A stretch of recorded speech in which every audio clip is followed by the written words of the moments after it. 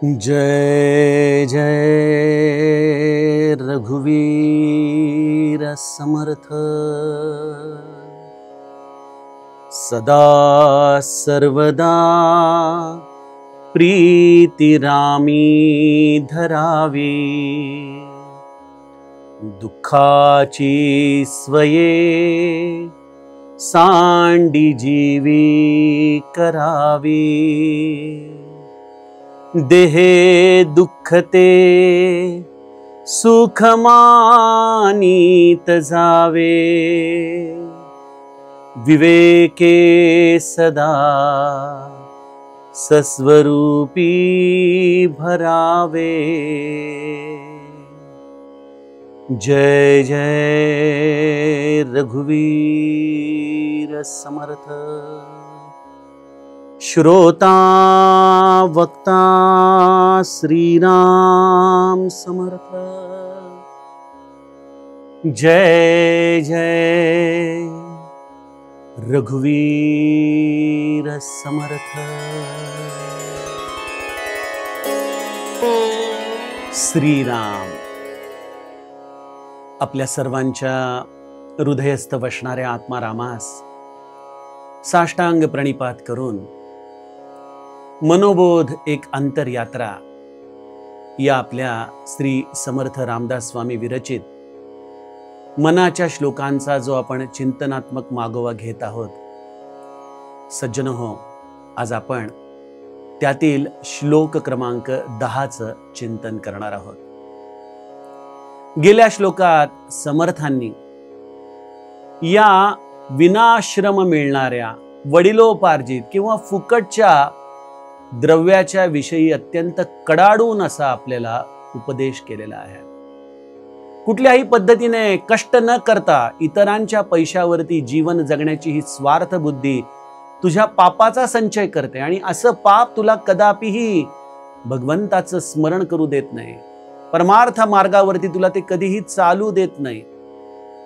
त्यामुळे हे मना, अशा पैशाची वासना तू सोड आणि बघ, ते पैसे जर तुला नाही मिळाले तर आजपर्यंत तुला नेहमीच त्याने क्रोध, संताप, खेद एवढंच प्राप्त झालंय ना। मग अशी फुकटच्या वडिलोपार्जित विनाकष्ट मिळणाऱ्या द्रव्याची अभिलाषा तू सोडून दे, असा संतांनी आपल्याला सदुपदेश केला। आजच्या श्लोकामध्ये समर्थ आम्हाला आता परमार्थामध्ये हळुवारपणे घेऊन चाललेले आहे। काय सांगताय समर्थ आजच्या श्लोकामध्ये? सदा सर्वदा प्रीती रामी धरावी।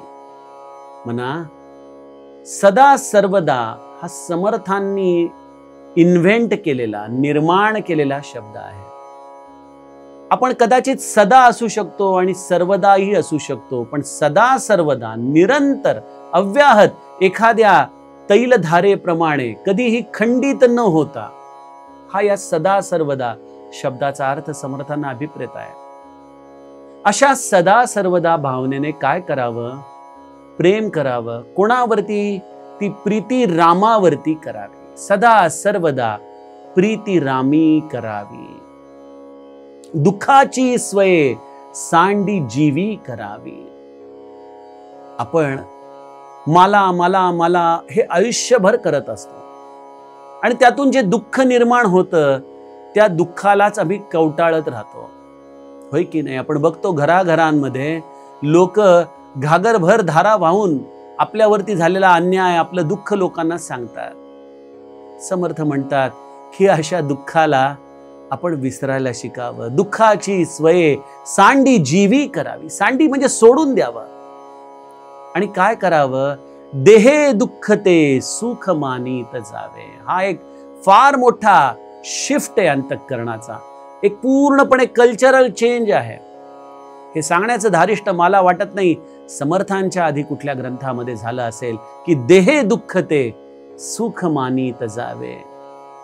आणि शेवटी समर्थ म्हणतात विवेके सदा सस्वरूपी भरावे। जे मला दुःख होतंय ते उगाळत बसण्यापेक्षा आहे ते दुःख, आहे ती परिस्थिती सुखाची मानावी आणि अशा पद्धतीने या देहामध्ये असतानाच देहाच्या पासून वेगळं होऊन आपल्या स्वस्वरूपामध्ये निरंतर राहण्याची कला विवेकाच्या आधाराने जीवा तू प्राप्त करून कहे. त्यासाठी एकच गोष्ट कर, सदा सर्वदा प्रीती रामी धरावी. बघा, आम्ही आज आपल्या जर हृदयाचा एक्सरे काढला तर आम्हाला अवयवांचा एक्सरे मिळेल, पण या हृदयात, या अंतःकरणात असलेल्या भावभावनांचा एक्सरे मिळेल का आम्हाला? आज जरी विज्ञान कितीही पुढे गेलं तरी मनुष्याने नेमकं मर्मबंधामध्ये काय साठवून ठेवलंय, ही आपल्या हृदयाशी आपण काय कवटाळून बसलोय, याचा विचार कुठली यंत्रणा करू शकत नाही. परंतु समर्थांसारख्या संताची दृष्टी आमच्यासारख्या हृदयामध्ये नेमकं काय साठलंय याचं अतिशय योग्य दर्शन आम्हाला घडवते. काय साठलंय बरं आमच्या हृदयात? विचार करा. सगळ्यात पहिले हृदयामध्ये आमचं जर सगळ्यात जास्त कोणावर प्रेम असेल तर ते आपल्या स्वतःवरती आहे.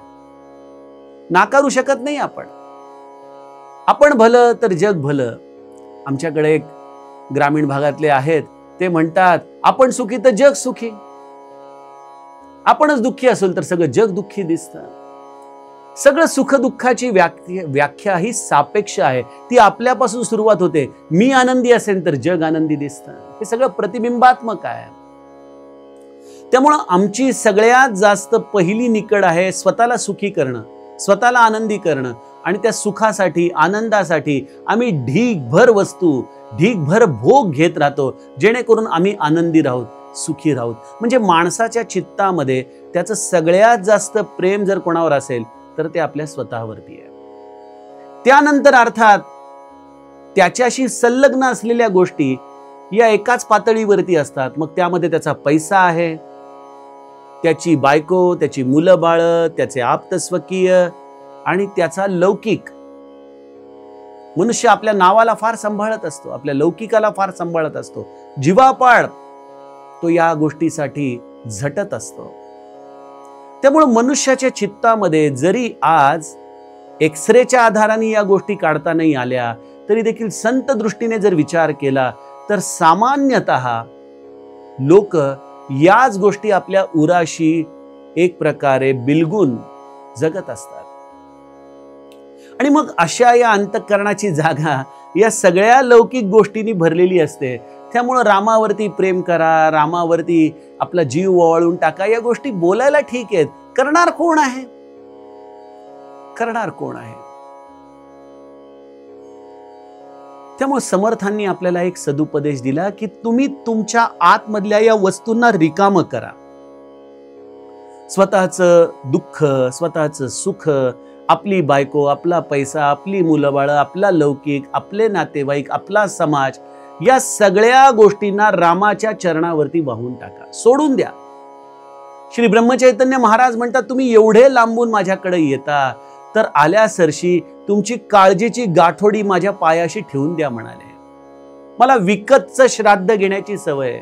मी तुमच्या चिंता घ्यायला तयार आहे. त्या चिंता तुम्ही माझ्याकडे सोपवा. पण कोण आहे असं जे आपल्या चिंता त्यांच्याकडे सोपवायला शिकेल? आणि जे तुमचं हृदय रिकामं होईल ना त्यामध्ये मी तुम्हाला राम नामाचं प्रेम भरून देतो म्हणाले. सज्जनो, या सदा सर्वदा प्रीती रामी धरावी या वाक्यामध्ये फार गुढार्थ समर्थ सांगू इच्छित आहेत. आम्हाला या देहबुद्धीपासून आत्मबुद्धीकडे जायचंय. आम्हाला आमच्या स्वरूपाची ही अंतरयात्रा आम्ही करतोय. आम्हाला आपल्या आतमध्ये उतरायचंय. समजा एखाद्या रस्त्यावरती जर खूप ट्रॅफिक असेल तर तुम्ही पुढे जाऊ शकत नाही. त्याप्रमाणे स्वरूप हे आपल्या अंतःकरणात कुठेतरी खोलवर दडलेलं आहे. पण त्या खोलवर दडलेल्या स्वस्वरूपापर्यंत जाताना या सगळ्या लौकिकाच्या भावभावनांचा ट्रॅफिक आहे.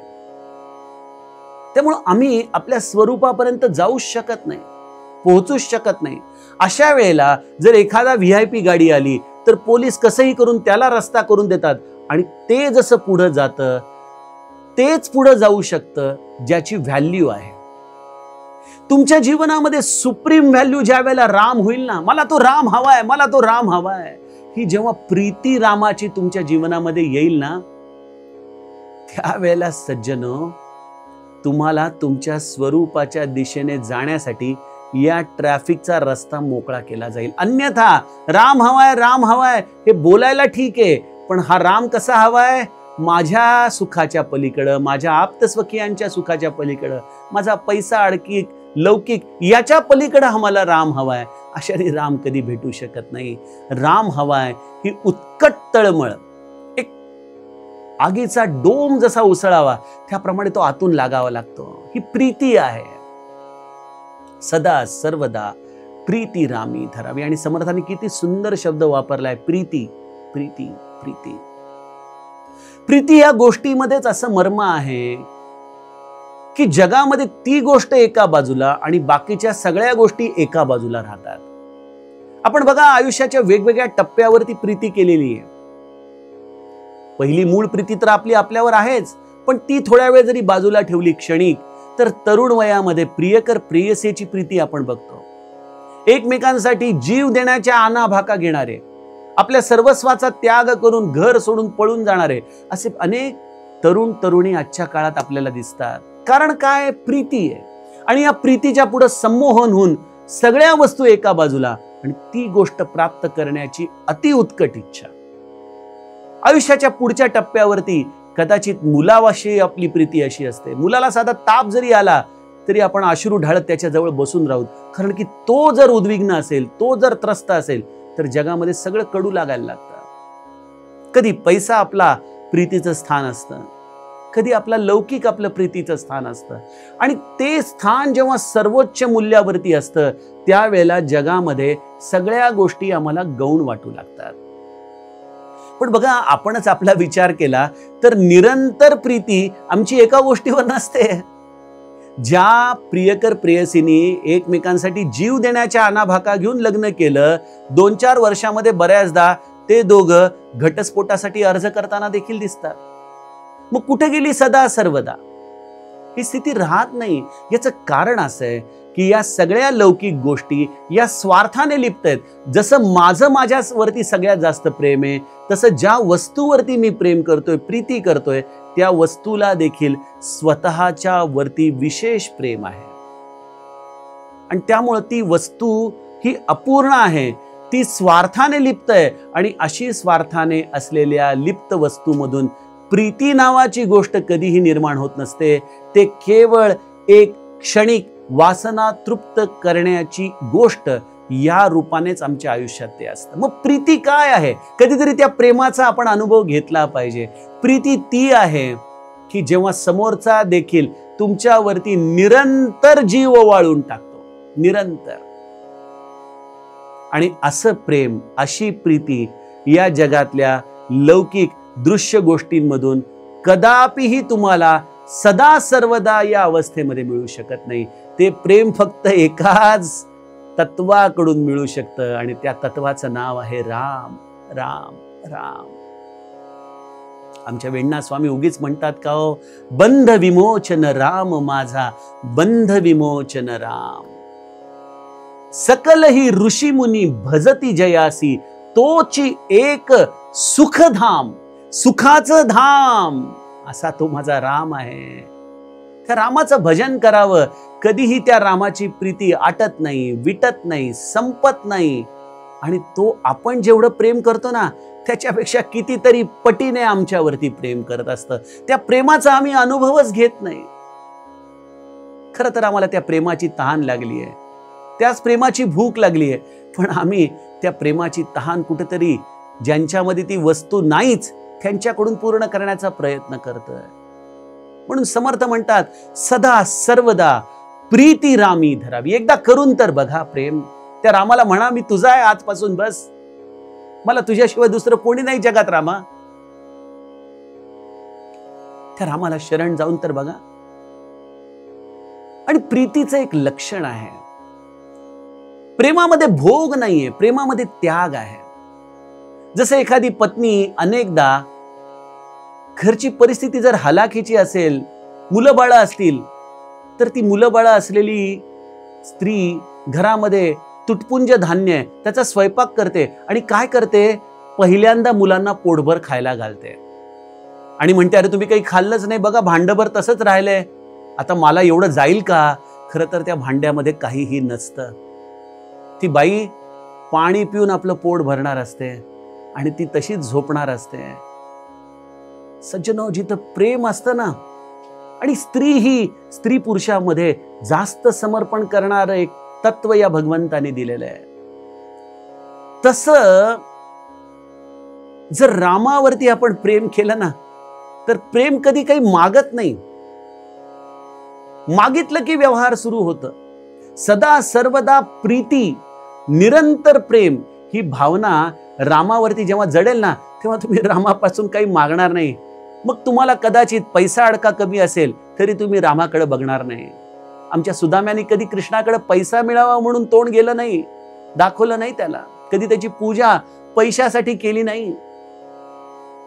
तुम्हाला देह दुःख आहे, अनंत यातना होत आहेत. आमच्या रामकृष्ण परमहंसांना गळ्याचा कॅन्सर होता. विवेकानंद अनेकदा म्हणायचे, स्वामी एकदा काली मातेला सांगा ना, ती तुमचं ऐकेल. अरे सांगायचं काय, तिला सगळं माहिती असतं आणि काय या नश्वर देहाकडे बघायचं, असं म्हणून हसून हे देह दुःख ते सहन करायचे. आमच्या महाराजांना रात्र रात्र दम्याची उबळ यायची. तो दमा शमवताना झोप लागायची नाही, पण महाराज सकाळी प्रसन्नतेने रामासमोर उभे असायचे. प्रीती कधीही परतावा मागत नाही. त्यामुळे समर्थ म्हणतात, देहे दुःख ते सुख मानित जावे. आहे माझ्या जीवनात दुःख, मग ते दुःख कदाचित पैशाच्या न्यूनतेने असेल, अनेक आलेल्या व्याधींमुळं देहाला दुःख होत असेल, कदाचित रिलेशनशिपमुळं, नातेसंबंधांमुळं, मुलगा त्रास देतोय, बायको त्रास देते, पती त्रास देतोय, आजूबाजूची लोक त्रास देत आहेत, आपल्याला समाजाने वाळीत टाकलंय. माझ्या माऊलीला किती त्रास दिले समाजाने, पण अख्ख्या ज्ञानेश्वरीमध्ये माऊलीने त्यांच्याविषयी अवाच्य शब्द देखील काढलेला नाहीये. हे आहे सदा बोलणे नम्र वाचे वदावे. आपण शांतपणे प्रसन्नतेने बोलावं, कटू आठवण देखील काढू नये. देहे दुःख ते सुख मानित जावे. ही ती अवस्था आहे की आहे दुःख आहे, सहन करावं. कारण माझं प्रेम आहे रामावरती, आणि माझा राम जो सर्व काही देऊ शकतो, जो अनंत कोटी ब्रह्मांडाचा नायक आहे, त्याला काय कमी आहे? उद्या त्या सुदाम्याला घरी पोहोचूस तर माहित नव्हतं की आपल्या घराचा राजमहाल कृष्णाने बनवून टाकलेला आहे. पण असा सुदामा जेव्हा घरी पोहोचला तेव्हा बघतोय की आपलं प्राक्तन, आपलं प्रारब्ध भगवंताने बदलून टाकलं. भगवंताला अशक्य काय आहे? तया मागुता देता आहे उदंडे, माझे समर्थ म्हणतात एका श्लोकात. तो दिल न दिल मी मागणार नाही, हे प्रेम आहे. मी मागणार नाही. मी आहे तसा आहे, रामा आनंदात आहे, एकदम छान आहे. ही भावना सज्जनो परमार्थाचा प्राण आहे. बघा, जगाकडे पाठ आहे, जगाकडून सुख मिळूच शकत नाही याचं पूर्णपणे ज्ञान झालेलं आहे. कारण की ते स्वतः जर अर्धे आहेत तर आम्ही त्या अशा अर्ध्या भरलेल्या प्याल्यातून पूर्ण प्याल्याची अपेक्षा कशी ठेवावी? ते सगळे स्वतः अशा पद्धतीने अतृप्त आहेत. मग जो तृप्त आहे, जो सुखधाम आहे, जो पूर्ण काम आहे, त्या रामाकडे मी बघत राहीन. मी त्याला कधी माझ्या त्रासाचा साधा एक अक्षर देखील बोलून दाखवणार नाही. आणि अशा रामावरती हे प्रेम करण्याची ही कला आहे. बघा, देहे दुःख ते सुख मानित जावे, विवेके सदा सस्वरूपी भरावे. काय होतं यांनी? आपण म्हणाल, अहो हे तर आजच्या चित्रपटामध्ये माहेरची साडी किंवा अशा ह्याच्यात जशी ती सून निरंतर सासूरवास सहन करते तसं तुम्ही आम्हाला काही सांगताय का? नाही नाही सज्जनो, हीच ती आपल्या आत्मस्वरूपापर्यंत जाण्याची क्लुप्ती आहे की तुम्ही जगाकडे पाठ करा, जगाकडून सुख मिळवण्याची भूमिका सोडा. रामासमोर या देह सुखाचं अवाक्षर देखील काढू नका. काय होतं? तुम्ही देहापासून निराळे होऊन जाता. देह हा प्रारब्धवश आहे हे या गोष्टीला तुम्ही स्वीकारता आणि देहापासून तुम्ही सस्वरूपामध्ये रममाण होता, त्या आत्मसुखामध्ये रममाण होता. आणि यासाठी हा विवेक आपल्या जीवनामध्ये असावा लागतो. तो विवेक काय आहे याचं चिंतन आपण पुढच्या सत्रामध्ये करूया. जानकी जीवन स्मरण. जय जय राम.